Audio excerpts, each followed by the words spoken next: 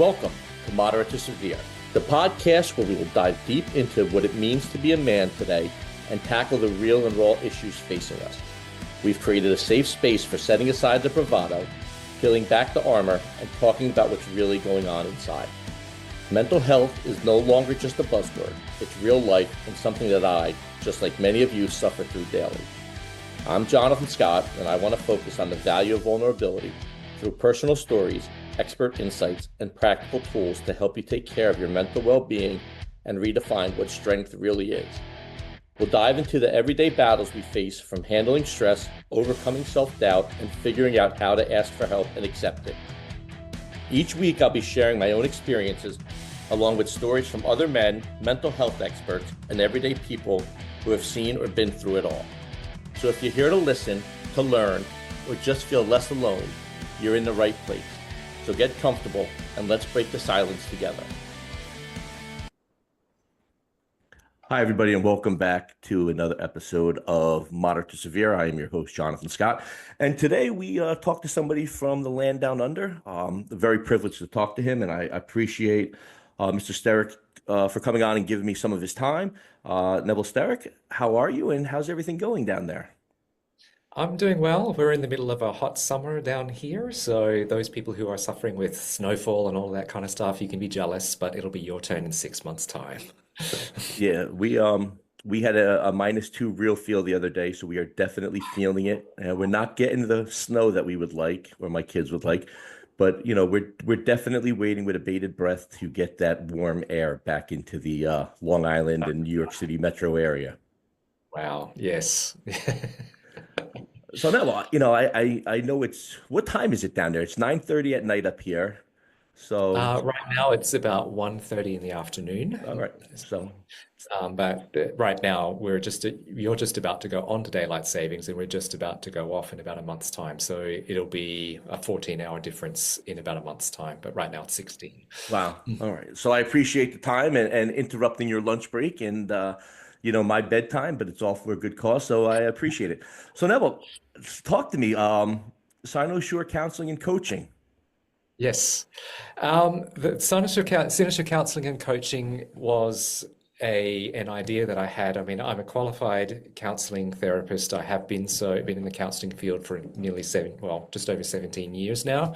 I have a background in education and my own journey about moving out of education into the therapy space and the whole morphing of things. My whole idea of moving into my own practice and running my own business was because I have had the experience of burnout myself. Long time ago, was watching myself in employment situations moving in that direction again, and realizing that I needed to have more control over how I worked, who I worked with, how much I worked, that kind of stuff. So the plan was to start a business that allowed me to tap into the entire skill set that I have, and that also allowed me to manage my self-care really well. So that's been running now since 2014, and it's a moderate success. So, Awesome. Now, let me ask you a question. When you say burnout, how yep. did you pull the trigger? Because I know there's a lot of people out there suffering from burnout. I myself, COVID did a number on me, and we're talking 4 years ago. How did you decide to pull the trigger? Because I'm sure there are a lot of listeners out there listening and wondering, how did he do it? I just don't know if I can do it. What gave you the go ahead? Well, I mean, I was in a fortunate position where my wife is working full time, and she's been happy to support me while I've been building the business, which has been a real luxury that I'm sure that not everybody has. And for me, it was just kind of like, I need to walk the talk. I'm working in the therapy space and helping people to stay well. If I don't stay well and have my own experience of burnout, then really, I mean, what kind of an example can I be to people about what's possible and how to actually live your best life? So there were some ideals that are coming in there. And there was also just a practicality around, like, well, if I'm going to make this work, I need to have things in place to be able to go through the process of building the business, because I didn't know what running a business involved when I started, and I had a lot to learn, and I'm still learning lots, even though it's been over 10 years in this space. Nice. So, you know, when you do leave, and I'm sure the beginning part there were the bumps, but to stay the course, it's something you love to do, I'm assuming. I'm assuming that what you're doing now is a true passion for you. It's interesting because what I thought I was going to be doing in my business has actually changed over time. So there are some interesting things around the journey. Yes, it is bumpy at the beginning, and the whole journey of business, from my experience at any rate, has been you're constantly looking to see what works. And sometimes things work for a period of time and then they don't. Sometimes you sit there and you struggle with what you know when it's not actually working particularly well. And you end up having some kind of epiphany where you change your whole approach. For me, the initial idea that I had was that I wanted to balance out a counseling practice with a career support service because I have an interest in both areas. I felt like the skills that I had in the counseling space would lend themselves really well to supporting people going through career transition. Um, and I also wanted to keep a hand in doing the therapy side of things because I mean, I spent a long time getting trained and getting qualified and gaining experience. So I didn't want to lose that, but I wanted to balance it out because the emotional toll was doing a number on me and I needed to make sure that I was taking care of myself. So I felt like the career side of things had a different energy about it that I felt would counterbalance the emotional intensity that came with doing therapy with people. Now, as it turned out, I worked on that for about 4 years and then was basically challenged to say, your business is people don't know what you do because you've got these two focuses and people don't really understand. Are you a career counselor or are you a therapist? And people were getting confused. So I had to make a choice. So I ended up choosing to go the counseling route and being able to focus on the therapy was helpful in my marketing and helpful in being able to clarify what it was that I'm offering. And yet it kind of felt like I'd lost something too. So it's been interesting that I relocated in 2018 to a rural area after being in the city of Brisbane for quite a number of years.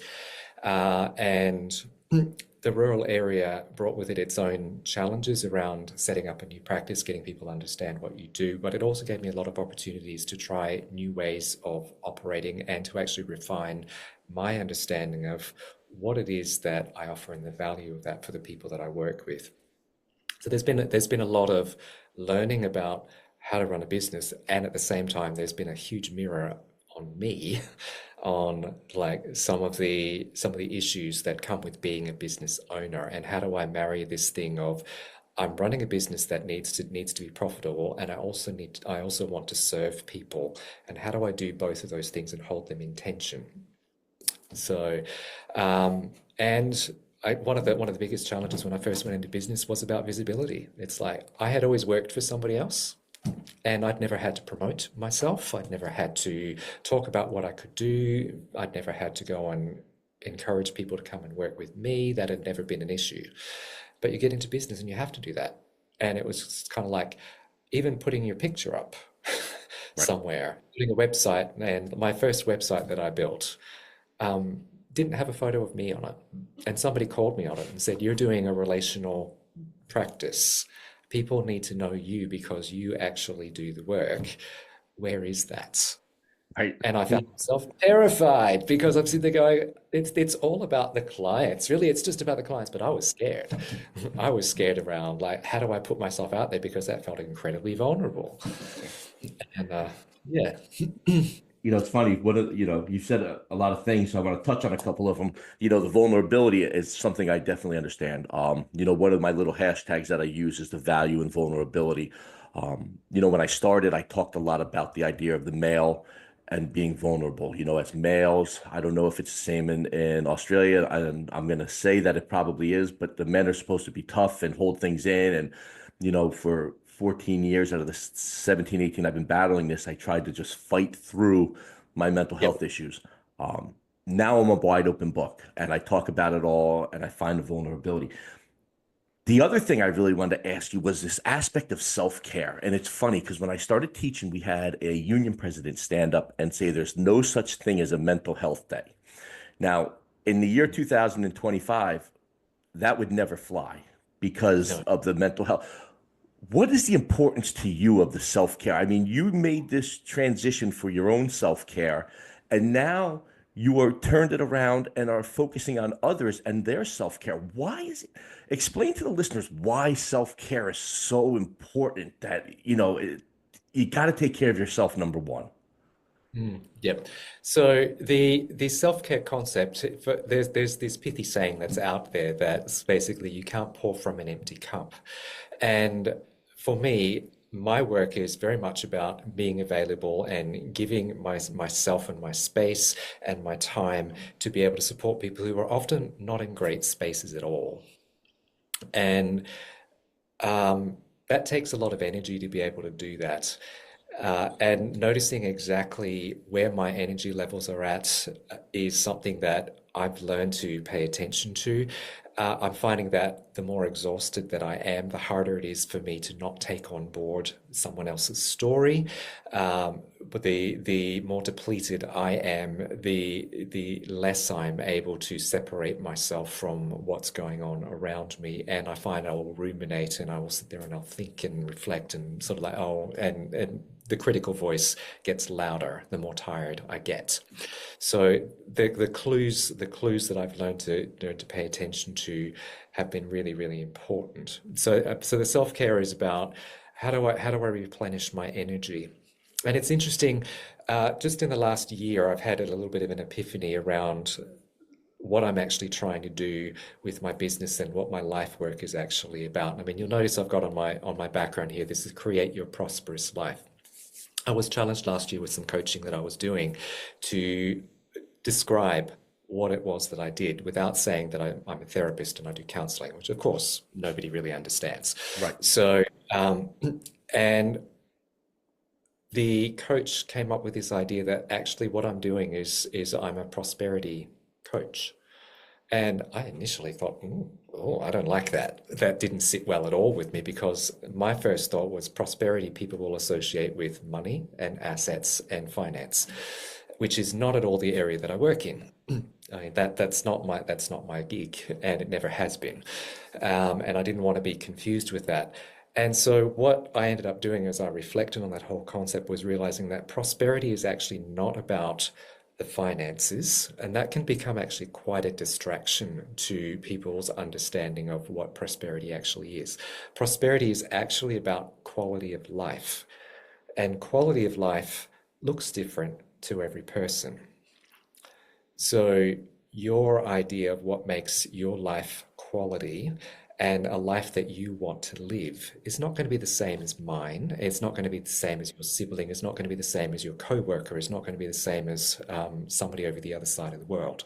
There are so many different factors that come into play that get people to define their own vision of what prosperity and success is. And unfortunately, what happens in society is that society says prosperity has to look like this, and usually there's a dollar figure attached, and luxury, whatever it is. This is how you know you've reached that your prosperous life, and that drives people into pursuing something that doesn't necessarily align well with them, and that becomes a stressor. It becomes something that depletes them because they're not actually as invested in the outcome as society is attempting to say that you should be. Right. And so Okay, I'm sorry, go ahead. So I realized that there are 5 areas, what I call the 5 pillars of prosperity, that undergird people's quality of life. Number 1 is quality relationships. So if you've got really good supportive relationships in your life, that is one of the greatest predictors of well-being and the experience of prosperity. It's like the relationships I have and how mutual they are, how giving, how supportive, the places where I can be vulnerable, that kind of stuff, that is gold. I mean, if you have that, you can walk through lots of different kinds of adversity. You don't necessarily have to have lots of money to have good relationships. So quality relationships is one of the pillars. Second one is having a meaningful contribution. Now, this could be employment, it might be volunteer type of situations, but it's basically about I'm doing something that matters. I'm doing something that matters. And for some people, that's not their paid employment. Their paid employment is a means to an end. They've got something else making a contribution that means something to them, and they can put up with a employment that is less than what they would prefer, because they're still making a contribution that matters to them in another area. Okay, but some of the things that can contribute then to the whole issue of burnout is the whole sense of like, I'm doing something that's totally meaningless. I have no investment in this. It means nothing to me, and it's grinding me down because I don't see the point, and I don't know how to get out of it either. So there's sort of this round and round and round in circles where it's just like, this is stupid work for me. I don't see any point in doing it. I'm doing it just for the money, and the money doesn't satisfy. Right. So so that's the second pillar. The third pillar is your physical and psychological well-being. So I just basically lump it under the whole thing of personal well-being, which is your external and your internal well-being. So how is your body going? How's your mind going? How are your emotions going? And also, how is your spirituality going? But I'll talk about that more when we get to the fifth pillar. Okay, so monitoring that. I know in my culture and in my growing up, we were kind of encouraged to ignore the body quite a lot. It's just kind of like, well, your body is there, but you just sort of punish it and you make it do what you want it to do, and you don't let it control you whatsoever. So it's like, if you're tired, you just push through. If you are out of energy, you don't stop, you just keep going, and all that kind of stuff. And maybe that's a male thing, I'm not really sure. But the whole disconnection from the body, I'm finding I'm encountering a lot with the people that I work with, that they basically sit there and say, I should be able to have this unlimited energy to be able to do whatever I want to do. And they don't acknowledge that they have any limits. They don't acknowledge that their energy is finite and it needs to be refilled and recharged. They don't, and so they then fall in a heap and think, well, what's wrong with me? And it's like, well, actually, you burned yourself out. Right. And and you took on messages that said that you weren't allowed to stop, and that you could only measure your success by how much you do. And so that's kind of crazy stuff. But that leads to the fourth pillar, which is rest and recreation, and prioritizing time to rest, time to recharge. And this is not just about sleep. This is about engaging with things that are fun, engaging in things that actually fill your cup up. And it doesn't necessarily have to be physical activity, although it could be.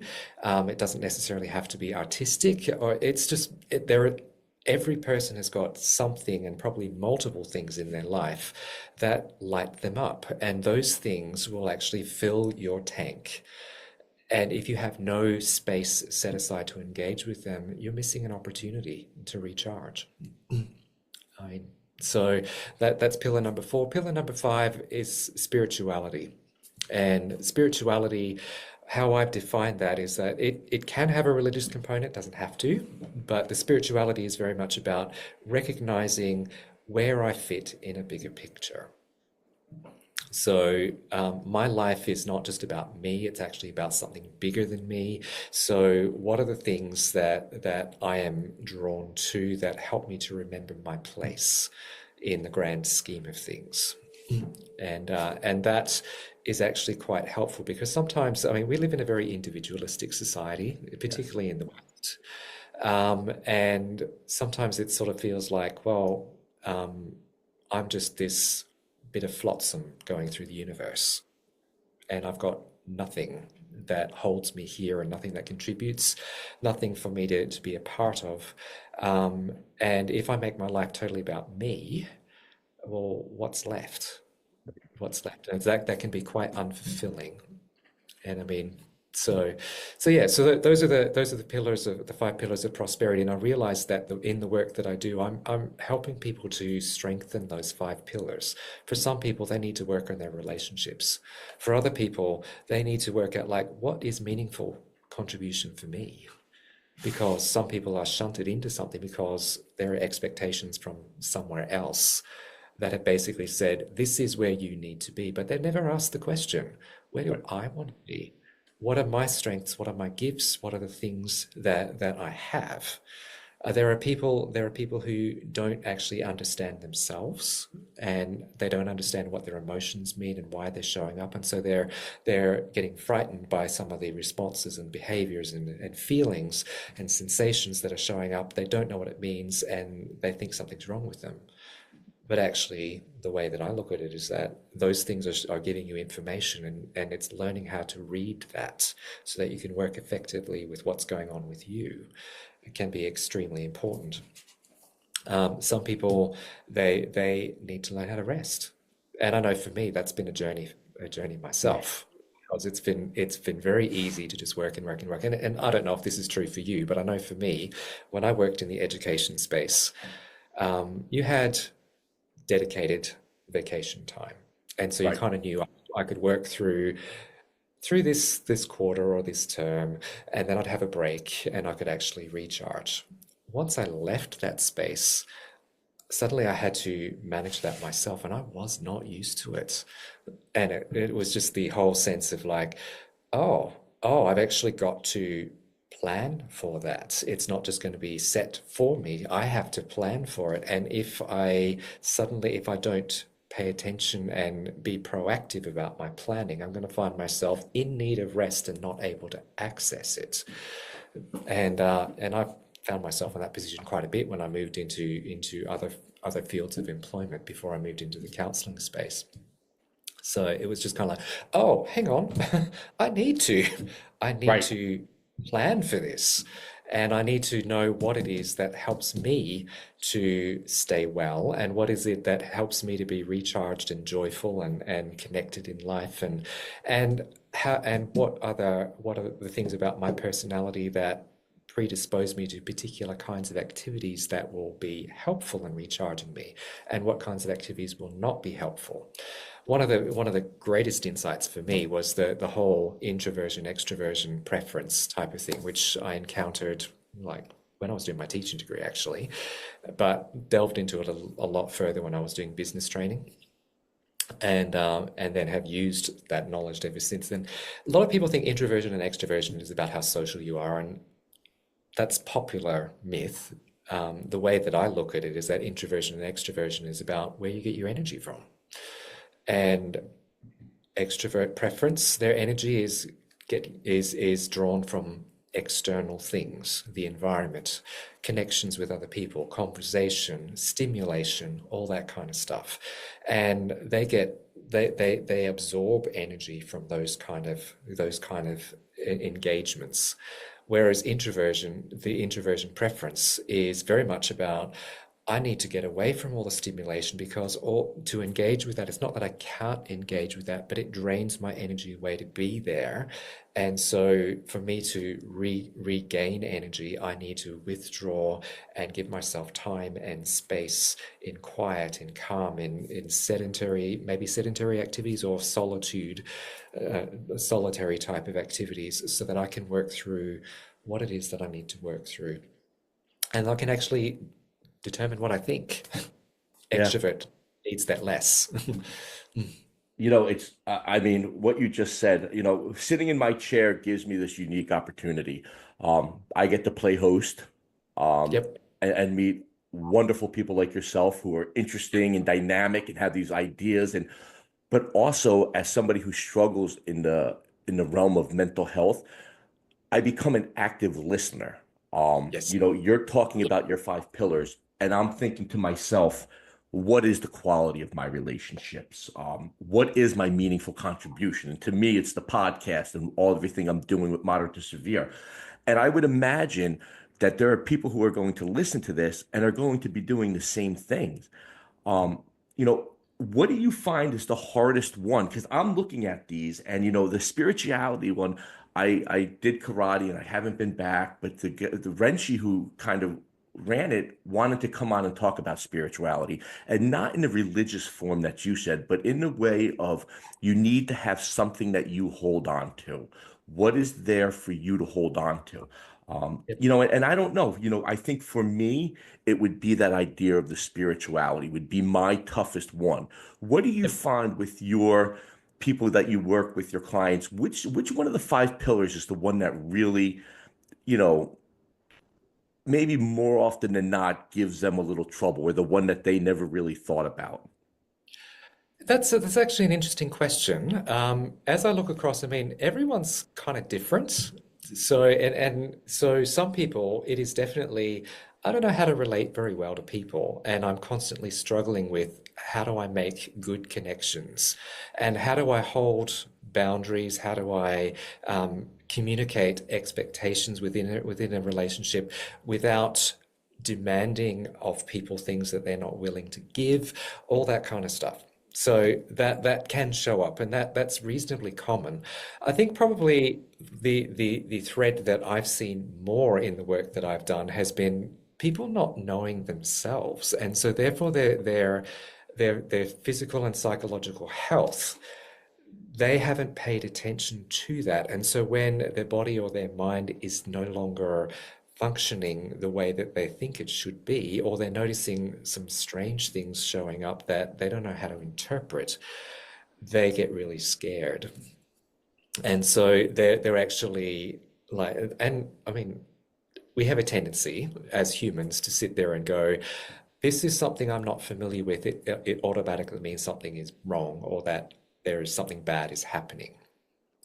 And I'm kind of, I have to say that I was like that when I was younger as well. It was very easy to do that. And the critical voice that we put on ourselves is just, it can be incessant. And for some people, it's constant. But the whole thing of like understanding what those things mean has been a lot of what I find myself doing with people. It's like people are coming in feeling very, very stressed. They don't understand where the stress is coming from. They don't understand why, after many, many years of feeling like they were coping, they suddenly feel like they're not. And they think that there's a problem with that. They're noticing strange things showing up in their body. There are physical symptoms that don't seem to have any physical cause, and everything that they're trying on a physical level just doesn't touch it. Right. They don't know, and they don't know what's going on with that. There are emotions that they're not familiar with, or that scare them, and they're sitting there going, "I should not be feeling like this." When, as I sit there and listen to their story, what I find myself doing is helping them to understand this is alerting you to something that is really important for you to pay attention to, and that basically the signal has been there for a long time in a lot of cases, and people have not paid attention to it.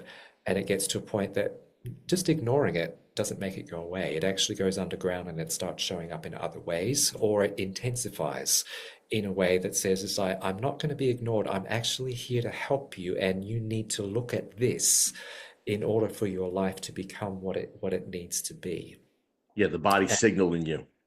Absolutely, absolutely, and I'm seeing this more and more in myself and in the people that I work with over time. It's just this.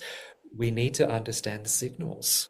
Yeah. We need to actually stop and not sit there and say, when this signal shows up, my job is to run away from it. Right. It's like it actually needs to be, this signal is showing up for a reason. Let's see if I can find out why. Right. Let's see if I can find out why, and let's see if I can make this signal something that is an ally for me, not an enemy, that helps me to then create the prosperous life I actually want. Yeah, I mean, I'm listening to you and I'm thinking to myself, and I'm like, the physical and psychological well-being. I know myself when I have to go, I need to move. Yep. I have been an athlete my whole entire life. When I find myself starting to go down that slippery slope and I'm not working out, my wife will tell me, you need to get moving, you need to get moving. Um, Yep. but I think it's like almost like self-sabotaging. Like you're getting these body signals, you're Yes. ignoring them, but you know what you need to do. And sometimes there are obstacles to you acting on what you know you should do. And this is very human. It's not something particularly like you're the only one who's experiencing that. It's like I think we all do that because we take on board messages about the way we are supposed to be. And the way we're told we're supposed to be doesn't necessarily account for the uniqueness of us. And so as we sit there and we try to act on those messages of the way that we ought to be, where there is incongruence and a lack of alignment between that expectation and who we are, then that creates stress, that creates, yeah, just dissonance within us that makes it very, very difficult for us to be totally committed to this path that the external environment is telling us we should be on. And so it's almost like there's this internal war that's going on within us. It's like I'm being pulled this way, but there's something in me that's saying, is like, actually, that's not right for me. But I don't know how to resist that message because I don't know what the alternative is. And I don't know what my options are if I don't pursue this path. Right. And sometimes the possibility of letting go of what everybody says this life needs to be about is extremely scary. It's a very vulnerable place. So, I mean, I remember when I went into business, I'm sitting there, I had people that said to me, it's like, I'm trying to think how to say this. They knew that my wife was working full time and that I was going into business and my business was taking time to build. And people were putting the guilt trip on me. It's like, how long do you want to lean on your wife? Right. And it was just like, wow. Um, why am I having this conversation with you was kind of the question that was running through my head. It's just like, what is it to you? Yeah. Well, why are you asking me this? Like, Yes. why do you So, care? yeah, exactly. And at the same time, it was not a thought that hadn't occurred to me already. So there was this tension that I was feeling. It's like, is it right for me to be able to leverage my wife's employment to be able to pursue my dreams? And at what point is are the tables going to turn so that I can support her dreams? And that in itself is legitimate. I'm not saying that it's not. And the pressure from other people to sit there and hasten that process and do it in a time frame that suited them or that they felt was right, wasn't going to work for me. Yeah. And You know, I, I'm I keep writing down. So when you see me looking down, it's yeah, not at a puppy or anything. It's notes. Two things I wanted to ask you about: the introvert extrovert. yes, I grew up as an extrovert. I'm very loud, outgoing. When the depression hit, I became more of an introvert. When I went away, I had no responsibilities, so I became an extrovert. And everybody was like, I want to be like, I want to be with you when you go home because I love being around you because you're so much fun and joyous. But I wasn't that way. But it kind of opened me up to being that. But I definitely understand you with the outside and inside because there are times where I really feed off the energy of others. Um, I yep, get that energy, I like it. But there are yep, times when I don't want to say it. I think you said it great. It's not the introvert doesn't mean I don't want to be around people, but that I'm getting my energy from myself. Um, mm, I want to sit in my own thoughts. I want to be, almost mindful in mhm, where I am and present. And I think that's something that people don't really understand. I think when people find people who are introverted, they think, like you said, they don't want to be around people or they don't like people, where those people are just happy and getting what they need from themselves at that moment. And I don't think there's anything wrong with that. And it's very interesting. It's very interesting because we are so quick to categorize people as well. And you notice that I use the term introvert preference versus extrovert preference rather than Right, introvert or extrovert. right. Um, so, and what I've realized over time is that people have a leaning on one end or the other, but life doesn't allow us to actually sit on an extreme of that 100% of the time. So, yes, my preference is an introvert preference. It's like I'm quite happy in my own company. I can tolerate quite a bit of social activity and being around stimulation, but I know that there's going to be a cost to that, and I've got to actually put some boundaries around how much of that I can actually engage in before I need to go and recharge. So I'm kind of aware. There was a beautiful little cartoon that a friend of mine put me onto years ago that basically used this whole picture of like the introvert's got this bucket of energy and they know that the bucket's only this big and they don't want to completely empty the bucket because then it will take a long time to refill. And the things that help them to refill is to go away and refill the bucket. The extroverts are sitting there going, I'm going to take whatever I can get. And so they see this bucket of energy that the introverts got, and they want to take that energy from the extroverts so that they've got it. And the introverts kind of like, no, this is mine. And so Right. like, I've got to push you away. And so it's this beautiful little picture. And Yeah. I mean, there is a place for both, and all of us have the capacity to act in an extroverted manner or an introverted manner, and we need to move between those two things. The research around the introversion and extroversion seems to indicate that across a lifetime, people move towards being comfortable in both spaces. Um, they still probably have a leaning more towards one than the other, but they can tolerate the other much better as they gain life experience and grow and change. So I'm very reluctant to sit there and say you're an extrovert because that kind of locks you into that's your only mode of being. And it's like, okay, you have an extrovert preference, which means that you lean towards this more often than not, but that doesn't mean that you never do the other. Right. And giving people permission to move between those things is part of the learning. It's like it's okay to have times where you want to be by yourself and to sit there and be reflective and to work out what you think without the interference of anything around you. But it's equally fine for you to go out and search for opportunities to be stimulated and encouraged and have those conversations and those interactions and so on that are lively and joyful and really challenging in lots of different ways. And it's interesting because I find myself working a lot with people who are going through grief. Now, interesting thing about grief is that most people think that grief is only about death. That is an example of grief, but grief is actually about change. So Yeah. when you have big changes happening in your life, in the course of that change happening, you lose something. And that's where grief comes in because you're often grieving something that was very important in this earlier version of your world.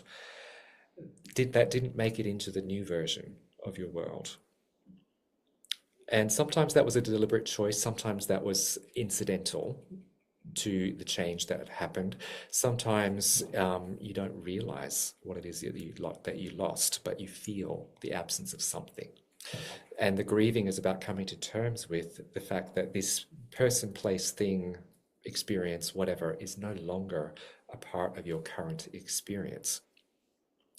So the whole thing, I've forgotten where I was going with that. Something about introversion and extroversion, blah, blah, blah, Grief.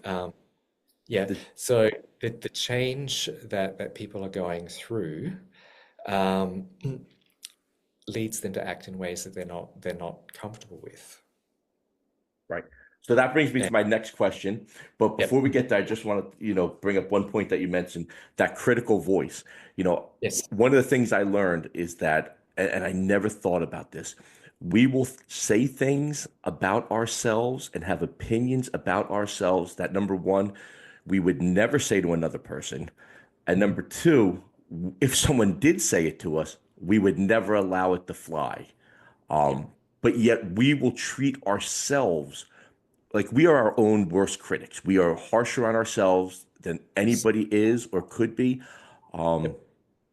I mean, do you Yep. find that with the people, who are having these life changes that they're, and that takes me to my next topic. Do you find that with the people who are going to it and your whole idea about significant life changes at the different stages of life?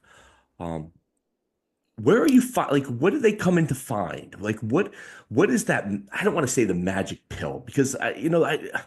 there's no, it's not a one size fits all, you know, and Absolutely not. Yeah. you know, go Yeah, ahead. the significant life change can be any number of things, and it may not be related to a particular time in your life. It may be related to a change of circumstance. So, I mean, the four key areas that I focus on when I talk about significant life change are change in your health, but suddenly your body's not working the way that it used to work. And how do I then come to terms with that? And there can be a lot of grief around that. It's just like my body is just not working the way it used to work. And now there are things that I can no longer do or that I can't do to the level I used to be able to do. And because of whatever it is, whatever that's happened, accidents, illness, disease, just aging, all of that kind of stuff. So there can be significant changes that happen with that. There are significant life changes that happen in terms of my place, my physical geography. So if I relocate, suddenly I'm adapting to a new environment. It's not just a physical environment, it's also a social environment. It might also be a change of role. It might be the network of people from my old environment don't transfer into the new environment. So suddenly I've got a huge number of reconfigurations that I'm having to navigate all at once. So, and relocation is one of those things like our society, because of technology and the ability to access transportation, has actually made us much more mobile, and people are moving from place to place for various reasons much more easily than they ever used to, and not realizing the impact of that particular kind of change on them. So even if they chose it, it's like, I wanted to move to this city because it provided me with the opportunity to access this university or this job or this set of circumstances. And all of those are great things. And the the consequence of the move is that you had to leave behind the network of people that you knew, all of the familiar sights, sounds, and smells, all of the routines that you had in the old place, and you have to form new ones in the new place. I never And thought there of can, that. yeah, I and there's some significant losses. I mean, I've walked this journey on a local level, on a national level, on an international level, and you think the more you do it, the more accustomed you get to it. And it's like, no, because every time you're at a different point in your life, and there are different things that you're letting go from one move to the next. So you might be more aware of what might show up, but it doesn't guarantee that's what will show up. So yeah, so relocation is a significant life change. So health challenge, relocation, relationship changes. And not all of these are about bad things that happen. So I mean, we think relationship changes are things about divorces and separations and breakups and all that kind of stuff. And yes, that's one kind of significant life change. But it could also be, I've suddenly got married and after being single for a long time. There is a big change that comes with that. I've got a child that's come into my family, and suddenly I've become a parent, and whoa, suddenly that reconfigures a whole bunch of relationships, not just with your partner, but also with extended family and with friends. And and my life looks completely different. And it's like, I didn't know what I was signing up for when I got I into this. Yeah. not to interrupt you, but when we had our first son, who should be coming home now, it's 10:30 here, and he should be home. But I remember just coming home with him with my wife and just staring at him and being like, "What do we do?" Like what? Yes. Like 3 days ago it was the two of us. Now it's the three of us, and there he is sitting in the bassinet, and I'm 28 and have no idea what to do at all. And you're right, that Yep. was a life changer. I mean, you don't even, And it's you look forward to it, and yet it brings with it a whole bunch of things that you've never experienced before. yeah. And you don't know. I mean, you don't know it because you've never been there. Exactly. And so, so with that, as with any of the other life changes, is that there's a whole set of expectations that are playing around in the back of your head that says, I should know how to deal with this. Yeah. And some part of my job at times is to sit there and say, well, how would you know? If you've never been there before, how would you know what to do? So let's take the pressure off and say, you walked into this situation totally green, and it was okay that you're totally green. You're learning as you're going along works in this situation, and you're not a failure because something didn't work out the first time you tried it. Yeah. So we're on our third, not on our third. He's 10. And he'll always Yeah. say to us, you didn't treat, Moose and Bug like this. And I'm like, well, you're the third. We've got it down now. We know what we're doing. And you're right. At The, least give them the illusion that you got it down. yeah. We stare at each other and we're like, do we really have it down? Or are we just really just flying by the seat of our pants again? But, I think the reality is that it's constantly evolving. oh, 100%. And it's just, I mean, he's, the next life change is him going to college. I mean, that's going to be a loss of I Absolutely. don't want to say It, loss, but it is a it, loss. there is a loss involved because suddenly it's like your role as a parent is now completely different. You have achieved what parenting is supposed to achieve. You've launched this child into the world as an adult. Yeah. And what does that mean for my role? What does it mean for my relationship with that child now? And there's a lot of readjusting that's going on there around like, okay, can I tell them what to do? How much can I tell them what to do? Yeah. Will they appreciate it? What happens if they kick back? And it's just like, at what point are they a fully fledged adult? And Right. I need to balance. Yeah. And And he has brother and sister and they're like, is he really going away? And I'm like, yeah, I mean, we're in the Northeast and he's going down to Florida and that's a plane ride. It's not a drive. And, it's like, yeah, like you said, he's going, and he's going to make his own decisions and he's going to get his own consequences and he's gonna have his own victories and then it's just going to be the four of us, but yeah, that is going to be a life change, and then we'll be absolutely. down, then the second one will leave and then we'll be Yeah. stuck with one and then we'll have none, and I never thought about that about as a life change until you mentioned the birth of a child. And I just am like, I do real estate on the side. I do a million things, but, I always tell people it's as stressful as getting married, having a child, or getting a divorce.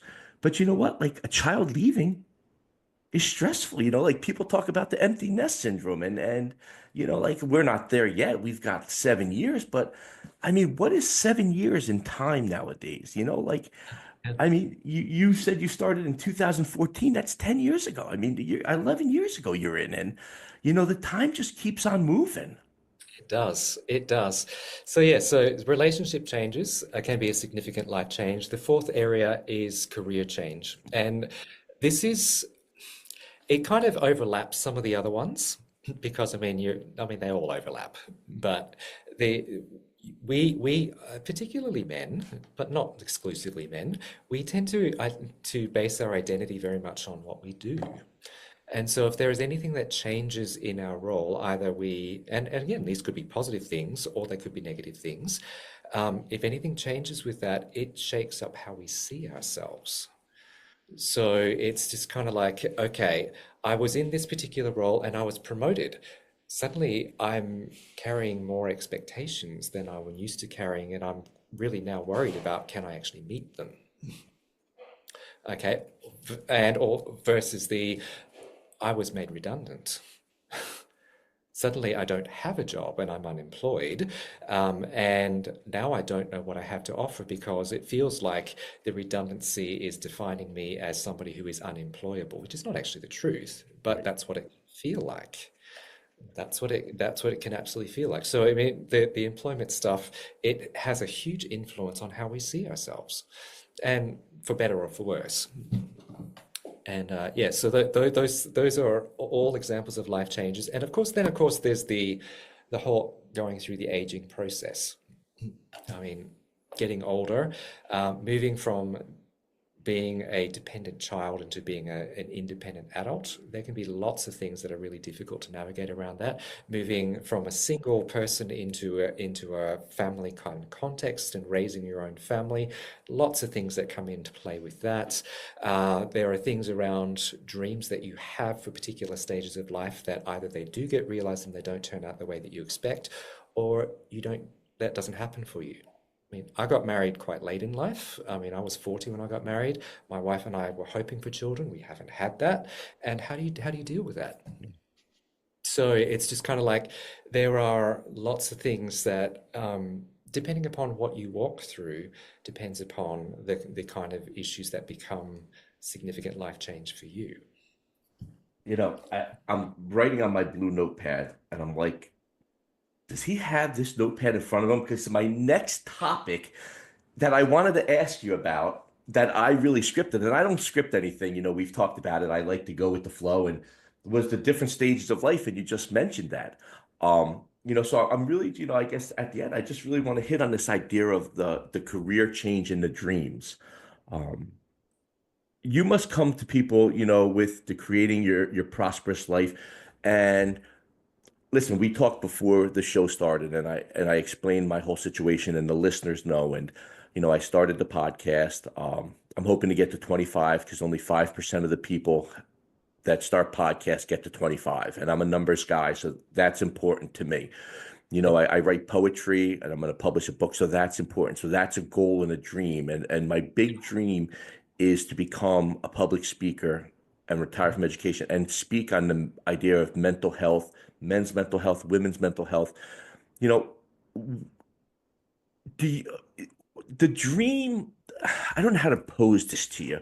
If I came to see you, like, and I say to myself, listen, sometimes I get far ahead of myself. It's the ADHD and I'm running and I'm like, I want to do this by next week. And then I have the people who pull the reins back on me and they're like, listen, you need to give yourself 4 to 5 years. Yep. But you're all about, I would assume, following those dreams and doing it in a manner that they're attainable. Yes. You know, Yes. And I mean, what I find quite surprising is that when people come to see me for therapy side of things, a lot of people are so immersed in what's happening right now that they actually lose any sense of what they're dreaming about anymore.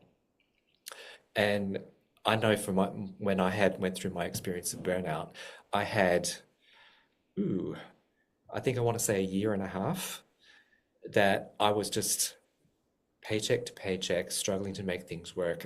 There were things that just kept changing over and over and over and again as I was trying to navigate my own well-being with the need to actually have an income and to be able to pay my bills and all that kind of stuff.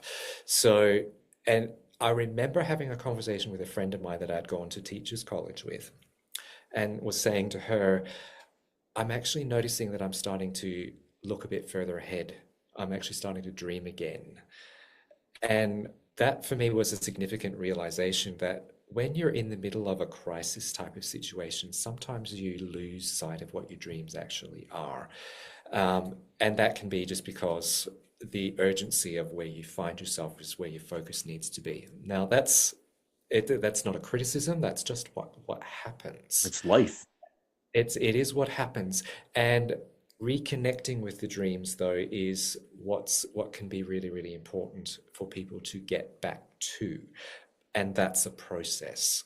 I mean, for me, it took at least a year and a half before that started to emerge about what my life could look like. The burnout had basically thrown out of the window what I thought my life was going to look like. It had changed my whole idea of what I thought my career was going to be. I mean, I went into the teaching profession thinking that I was going to be a teacher for life. And that was going to be my entire career. And then within 18 months, I had this burnout experience. Wow. And which is like, I didn't see that coming. And the questioning of myself was huge. It was just like, did I make the right choice? Did I not see that there was an issue? And there was a lot of self-criticism and a lot of blame on myself that how did I get myself in this place? And why didn't I know? And why didn't I do something about it sooner? And all this kind of stuff. And that was the process I had to work through before I could actually start to sit there and say, okay, the teaching career, what do I do with that? Right. Is that something that's still legitimate? Is that still something I want to pursue? And what are my options should I decide that this is no longer what I want to do? And for me, I'd never considered options. And that was that was something quite startling for me when I realized it's like, well, if teaching is not option, what's left? Yeah. I'd never thought about that, and I didn't know what I had to offer, and I had a lot of learning that I needed to go through to understand who I was and work out what was transferable to other contexts, what are the things that interested me. What I ended up doing was I went and did temp work for a year after the burnout, because it was like part of my reasons for doing the temp work is because I was scared to get locked into an employment situation that was going to allow me to get back into a burnout situation. Right. It was like I needed the ability to withdraw if this wasn't working. And and that opened my eyes to a lot of possibilities that were out there, some of which I'd never ever considered, some of which when I experienced them, I thought that's definitely not it. But it added to my skill sets. And the stuff that I picked up in that year of doing temp work has stood me in good stead in unusual situations. One of the odd little skills that I learned in that temp year was to learn how to do transcription. Just out there with a dictaphone and Right. was able to transcribe what I was listening to. Never thought I would ever need it once I finished doing the temping work. Never ever thought I would need it. And then years later, I was in a role that was the primary job, was to transcribe. And I already knew how to do that. And that was a stepping stone to getting into other things. I mean, it wasn't something that I wanted to do as a career, but it opened doors to get into places that I would never have imagined. Yeah. I would put in. And that I needed to work through that and open myself up to, hey, just because I was training for this doesn't mean this change of direction means this is no longer necessary or this is wasted or anything like that. And it's interesting for me, about 2016, 2017, I found myself sharing a little bit of my story in a business networking context. And the pith of my story was nothing is wasted, because I could look back at my career journey and realize that I started in teaching. I'm no longer in teaching, but I still use the teaching skills in lots of different other ways.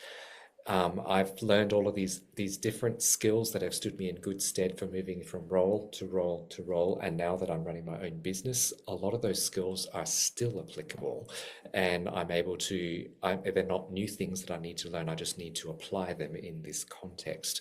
And I mean, I'm still learning new stuff. I'm not saying that I've come in like I've got everything all together, but I've got a foundation. And I think what happens with significant life change is that we forget what we have. We forget what we've already walked through and the value of that. And part of my job, it seems, is to help people to reconnect with that. And it's like, what is it that I've walked through? What have I learned from that? How have I grown? And what are the possibilities now because I've walked through this situation? Instead of sitting there going, this was an awful experience and I never want to go through it again because it was so terrible. It's just like, well, yes, it was. And no, you don't want to go through it again. And what has come out of it for good?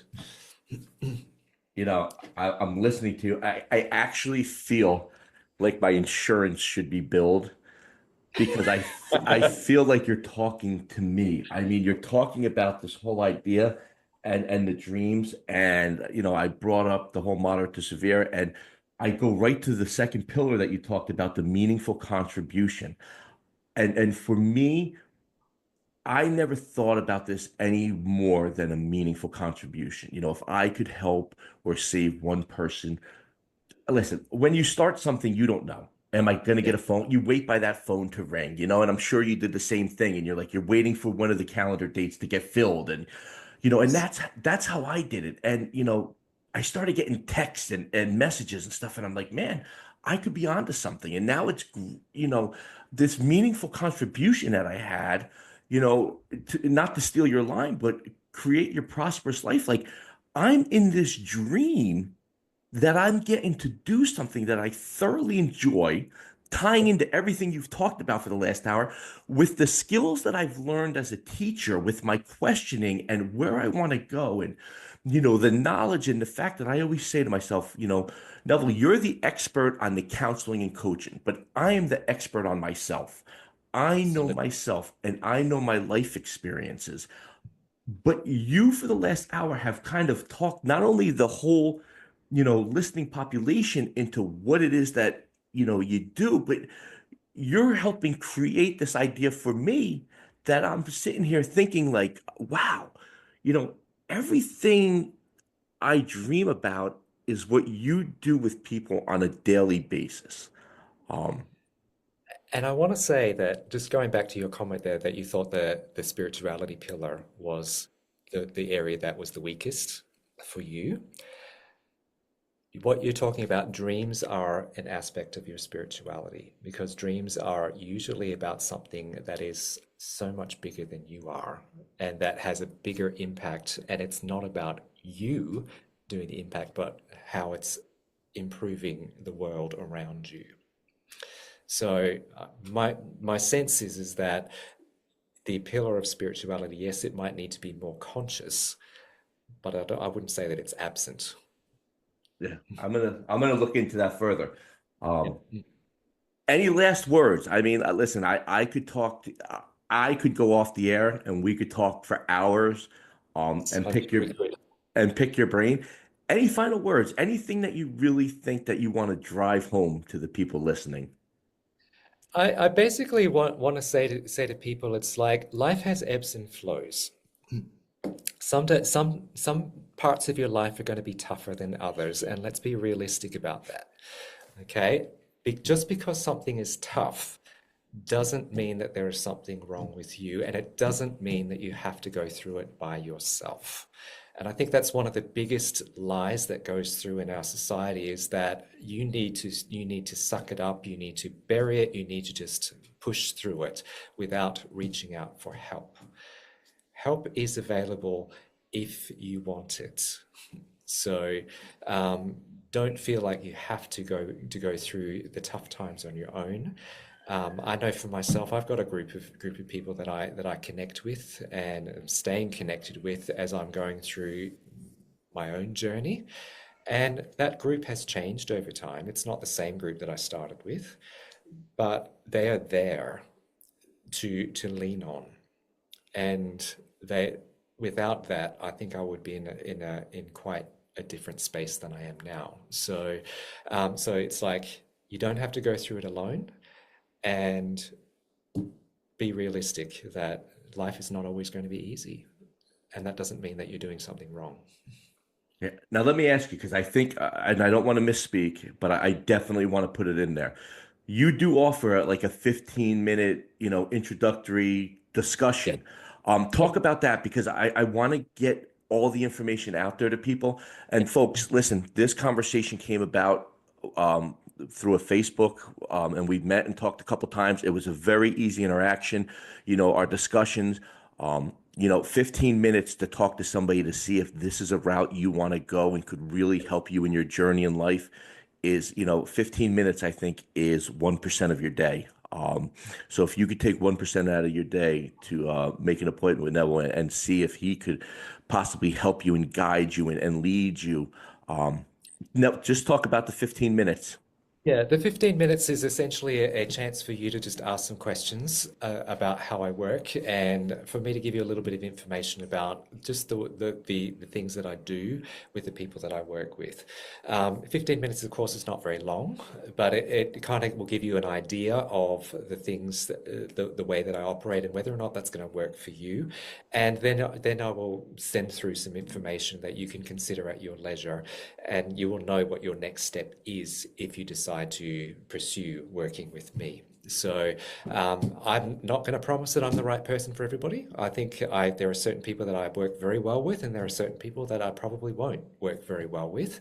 But I'm certainly open to have the conversation. And if we both agree that we could work together well, why not? Awesome. I appreciate the time you spent with me so much. I've done a bunch of these now.